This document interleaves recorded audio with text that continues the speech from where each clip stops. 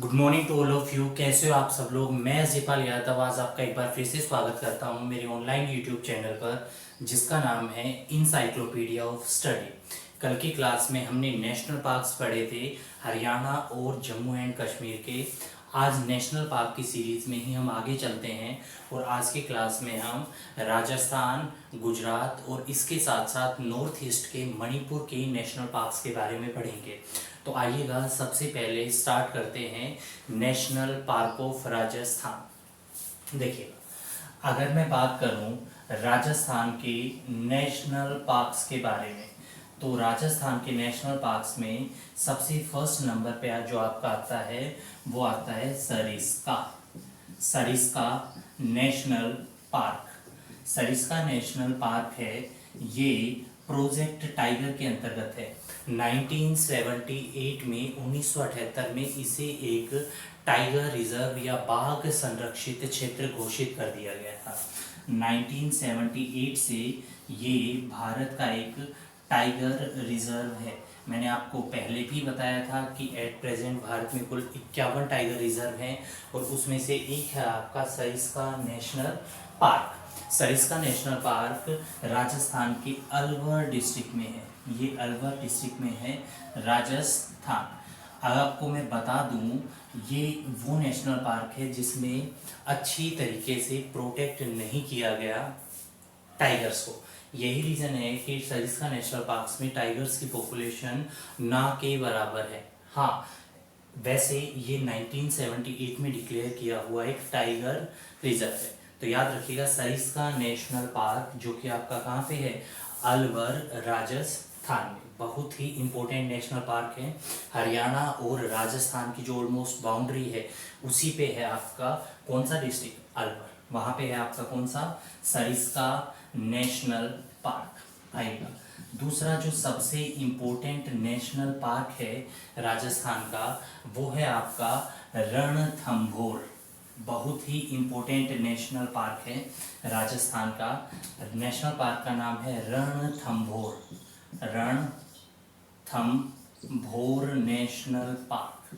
Ranthambore national park जो है ये राजस्थान के सवाई माधोपुर डिस्ट्रिक्ट में है। सवाई माधोपुर डिस्ट्रिक्ट में है राजस्थान। याद रखिएगा, सवाई माधोपुर डिस्ट्रिक्ट में बसा हुआ ये नेशनल पार्क अरावली पर्वत श्रृंखला, अरावली माउंटेन रेंज के ऊपर बना हुआ है। रणथंभौर नेशनल पार्क भी भारत का एक टाइगर रिजर्व है। टाइगर रिजर्व है, ये एक बाघ संरक्षित क्षेत्र है और राजस्थान के इस नेशनल पार्क्स में टाइगर्स की पॉपुलेशन सबसे ज़्यादा है। अगर मैं बात करूं, अगर आप गूगल के ऊपर और टाइप करते हो मछली, अगर गूगल पे टाइप करते हो मछली, तो वो आपको मछली सर्च करते ही और सीधा बताएगा मछली बंगाल टाइग्रेस। एक बहुत ही इम्पोर्टेंट टाइग्रेस रही है जिसका नाम है मछली, और एक बहुत लंबी समय तक जो रणथंभौर नेशनल पार्क है वो फेमस ही इस टाइग्रेस की वजह से रहा। 1997 में मछली का बर्थ हुआ। चूँकि इसकी जो आइज़ थी, इसकी जो आंखें थी, उसके पास जो शैकल्स होते थे, जो निशान होते थे, वो दूर से ऐसे रिजेंबल होते थे जैसे मछली की फिन्स होती है। तो मछली जैसी ही इसकी आंखें दूर से दिखाई देने के कारण और इसका नाम ही क्या रख दिया गया, मछली। मछली एक इतनी इम्पोर्टेंट टाइग्रेस रही है कि इस टाइग्रेस को क्वीन ऑफ रणथंभौर, इसे क्वीन ऑफ रणथंभौर या रणथंभौर की रानी के नाम से भी जाना जाता है। 2016 में और मछली की डेथ हो गई। आमतौर पर एक बंगाल टाइगर की उम्र 14 से 15 साल के बीच होती है, जबकि मछली 17 साल तक, ऑलमोस्ट 19 साल तक ये जिंदा रही। और 2016 में इसकी सवाई माधोपुर के रणथंभौर नेशनल पार्क में डेथ हो जाती है। सबसे ज़्यादा वर्ल्ड की फोटोजेनिक टाइग्रेस भी रही है मछली। ये विश्व की एकमात्र ऐसी बाघिन रही है जिसकी सबसे ज़्यादा फोटो क्लिक की गई। तो इस क्वीन ऑफ रणथंभौर के नाम से भी फेमस रही है मछली। आज जो रणथंभौर में जो टाइगर की पॉपुलेशन है उसमें एक बहुत बड़ा हिस्सा जो है वो कंट्रीब्यूशन रहा है किसका, मछली का। तो ये दूसरा सबसे इम्पोर्टेंट टाइगर रिजर्व था आपका राजस्थान का, नाम था रणथंभौर नेशनल पार्क। कौन से डिस्ट्रिक्ट में? सवाई माधोपुर। चलेगा, आगे चलते हैं। अगर मैं बात करूं सवाई माधोपुर के अलावा, सवाई माधोपुर डिस्ट्रिक्ट के पास भरतपुर जो है राजस्थान में, भरतपुर में और आपकी एक बर्ड सेंचुरी है, बर्ड सेंचुरी है जिसका नाम है केवलादेव, केवलादेव घाना पक्षी विहार, केवलादेव घाना बर्ड सेंचुरी, बहुत ही इम्पोर्टेंट है। अगर मैं बात करूं केलादेव घाना बर्ड सेंचुरी की, केलादेव घाना बर्ड सेंचुरी कहाँ पर है? ये आपकी राजस्थान के भरतपुर डिस्ट्रिक्ट में है, भरतपुर डिस्ट्रिक्ट में है। अगर आप इस बर्ड सेंचुरी या पक्षी विहार में जाओगे तो जैसे ही हम एंट्री करते हैं तो इसके प्रीमिसेस में, इसके प्रांगण में और केलादेव महादेव का मंदिर है, और केवलादेव महादेव के मंदिर के नाम के ऊपर ही इस बर्ड सेंचुरी का नाम केवलादेव घाना पक्षी विहार रख दिया गया। बेसिकली वहाँ पर बहुत ज़्यादा केला के पेड़ हैं और केले के पेड़ के नीचे भगवान महादेव का मंदिर बना हुआ है, इसीलिए इसको कहते हैं केवलादेव। तो इसीलिए इस बर्ड सेंचुरी का नाम भी क्या रख दिया गया? केवलादेव घाना। ये माइग्रेटरी बर्ड्स या हिंदी में प्रवासी पक्षियों के लिए प्रसिद्ध बहुत ही ज़्यादा है। इस बर्ड सेंचुरी में लगभग 350 प्रकार के माइग्रेटरी बर्ड्स, प्रवासी पक्षी आते हैं, लेकिन ये सबसे ज़्यादा फेमस है साइबेरियन क्रेन, साइबेरियन सारस के लिए। ये वही साइबेरियन सारस है जो हरियाणा के सुल्तानपुर नेशनल पार्क में भी आते हैं। राजस्थान में इनका बसेरा है केवलादेव घाना बर्ड सेंचुरी, जो कि आपकी कहाँ पे है? भरतपुर राजस्थान में। चलिए, अगर मैं बात करूं इसके अलावा एक और इम्पोर्टेंट सेंचुरी है, अभ्यारण्य है आपका राजस्थान में, जिसका नाम है desert natural sanctuary, desert natural sanctuary. Hindi में इसे मरुस्थल प्राकृतिक अभ्यारण्य भी कहा जाता है, अभ्यारण्य भी कहा जाता है। याद रखिएगा, डेजर्ट नेचुरल सेंचुरी है, ये सेंचुरी राजस्थान के जैसलमेर डिस्ट्रिक्ट में है। जैसलमेर, बीकानेर, बाड़मेर, ये राजस्थान के वो ज़िले हैं जो थार डेजर्ट या थार के मरुस्थल के अंतर्गत आते हैं, और इसी में है हमारी desert natural sanctuary. Desert natural sanctuary किस चीज़ के लिए प्रसिद्ध है मैं आपको बता दूं। डेजर्ट नेचुरल सेंचुरी में 50% से जो इसका ज़्यादा एरिया है उसके अंदर है आपकी सैंड ड्यून्स का मतलब होता है ऊंचे ऊंचे मिट्टी के टीले। तो इस सेंचुरी के ज़्यादातर हिस्से में और ऊंचे ऊंचे सैंड ड्यून्स है, और दूर दूर से लोग टूरिस्ट उन सैंड ड्यून्स को देखने के लिए ही यहाँ पे आते हैं, मिट्टी के टीलों को ही देखने के लिए आते हैं। दूसरा, इसमें पाया जाता है आपका ब्लैक बक, काला हिरण भी इसमें बहुत ही ज़्यादा पाए जाते हैं इस सेंचुरी में। इसके अलावा जो डेजर्ट लाइफ में पाए जाने वाले एनिमल्स हैं, रेप्टाइल्स है, वो यहाँ पर काफ़ी ज़्यादा पाए जाते हैं। वैसे ये फेमस खाली है आपकी सैंड ड्यून्स और ब्लैक बक के लिए। ये बहुत ही इम्पोर्टेंट सेंचुरी है आपकी, किसकी? राजस्थान की डेजर्ट नेचुरल सेंचुरी जैसलमेर। चलिए आगे चलते हैं। इसके अलावा और एक और बहुत ही इम्पोर्टेंट सेंचुरी है आपकी राजस्थान की, जिसका नाम है mount Abu wildlife century. Mount Abu वन्य जीव अभ्यारण्य, mount Abu wildlife century की अगर मैं बात करूं तो ये अरावली माउंटेन रेंज, अरावली पर्वत श्रृंखला के ऊपर स्थित है। और आपको पता होना चाहिए कि जो माउंट आबू है ये एक हिल स्टेशन है, एक पर्वतीय शहर है। तो याद रखिएगा ये कौन सी माउंटेन्स के ऊपर है? आपके अरावली माउंटेन्स के ऊपर बसे हुए हैं। ये आपका एक हिल स्टेशन है और यहाँ पर ग्रीनरी बहुत ही ज़्यादा है और इसी की वजह से इसको एक वाइल्ड लाइफ सेंचुरी या वन्य जीव अभ्यारण्य डिक्लेयर कर दिया गया है। ये वाइल्ड लाइफ सेंचुरी लेपर्ड्स और इसके साथ साथ माइग्रेटरी बर्ड्स प्रवासी पक्षियों के लिए प्रसिद्ध बहुत ही ज़्यादा है।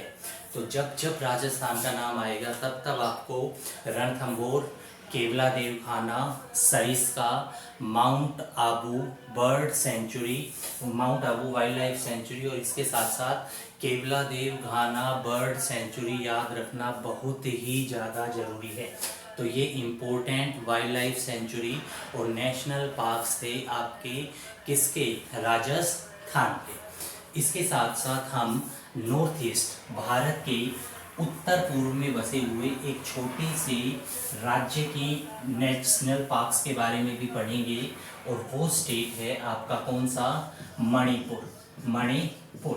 मैंने पिछली क्लास में भी बताया था आपको मणिपुर के बारे में कि मणिपुर में एक झील है जिस झील का नाम है लोकतक, याद रखिएगा झील का नाम है लोकतक झील और इसी लोकतक झील के अंदर एक घास मिलती है जिस घास का नाम है फर्मडिस और ये घास इतनी ज़्यादा डेंस या इतनी ज़्यादा घनी होती है कि इस घास की जो जड़ें हैं वो लोकतक झील के अंदर होती है और जब लोकतक झील के ऊपर ये घास निकलती है तो एक बहुत बड़ा पैच सा बना देती है और ये इतने इम्पोर्टेंट पैचेस होते हैं, घास के इतने बड़े बड़े टीले से होते हैं जिसके ऊपर बहुत ही बड़ी मात्रा में वाइल्ड लाइफ या जीव जंतु और वनस्पतियां पाई जाती है।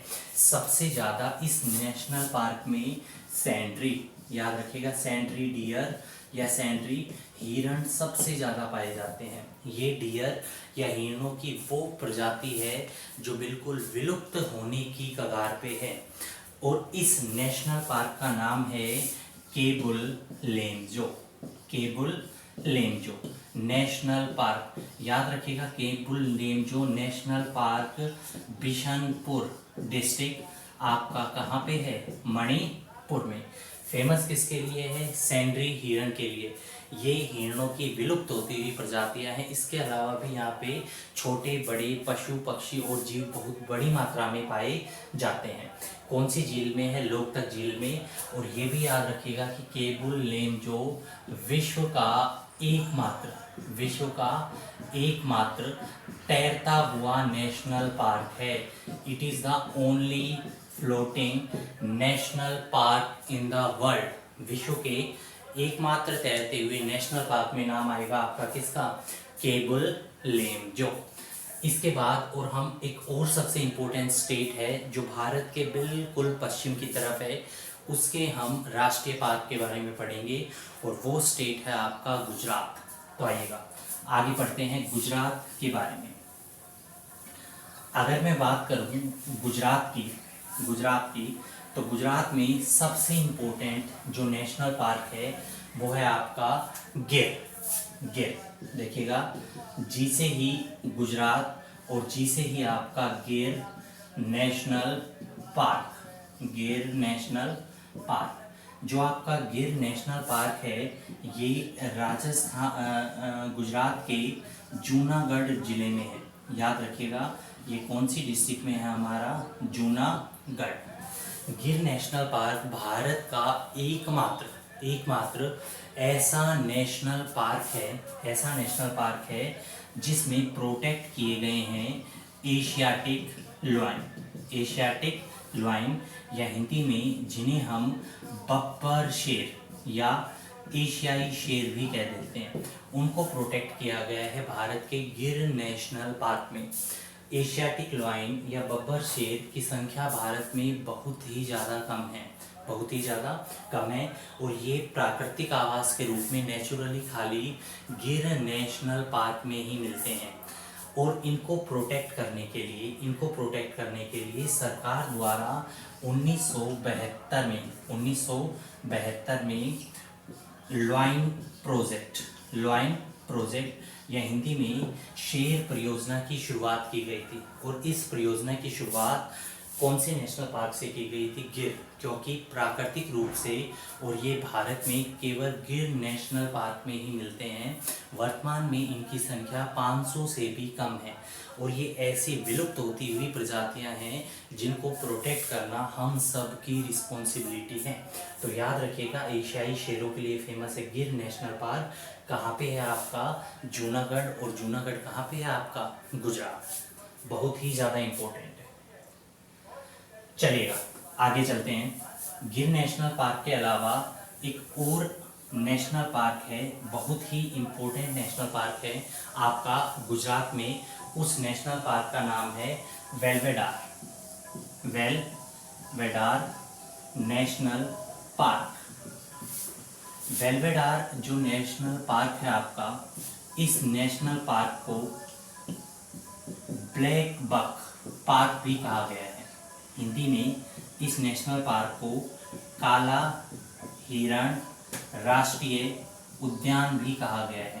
इसे ब्लैक बक नेशनल पार्क इसीलिए कहा गया है क्योंकि वेलवेडार नेशनल पार्क में काले हिरणों का संरक्षण किया गया है।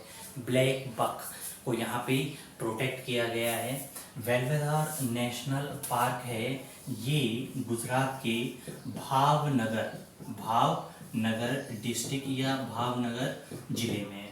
तो याद रखिएगा, वेलवेडार नेशनल पार्क को ही हम ब्लैक बक पार्क भी कहते हैं क्योंकि यहाँ पर काले हिरणों को प्रोटेक्ट किया गया है। चलेगा आगे चलते हैं।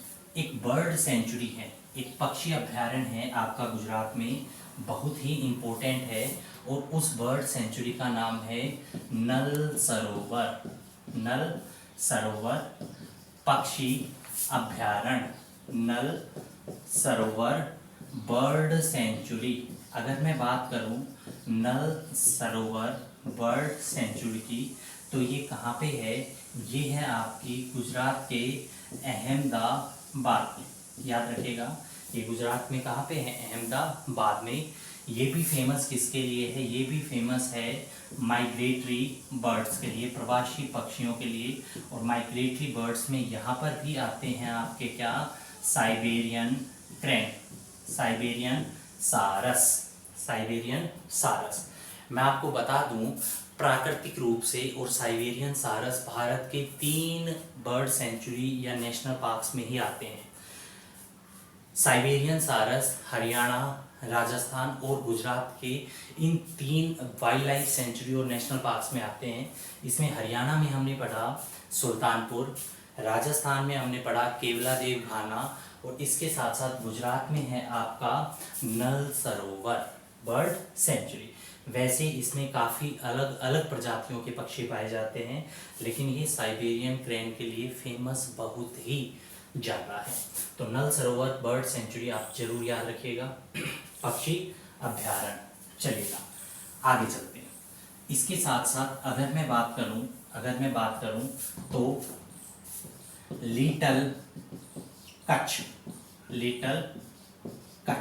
Little Kutch wild ass sanctuary, little Kutch जंगली गधा अभ्यारण्य, जंगली गधा अभ्यारण्य। देखिएगा, ये आपको जैसे नाम से ही पता लग गया है कि लिटल कच्छ, तो लिटल कच्छ से पता लग जाता है कि ये गुजरात के कौन से रीजन में है? ये गुजरात के कच्छ रीजन में है, कच्छ जिले में है। यहाँ पर प्रोटेक्ट किसे किया गया है? यहाँ पर प्रोटेक्ट किया गया है हमारे जंगली गधे को या वाइल्ड एश को। और ये जंगली गधा 2017 में उत्तर प्रदेश के चुनाव में बहुत ही इम्पोर्टेंट टॉपिक बन गया था।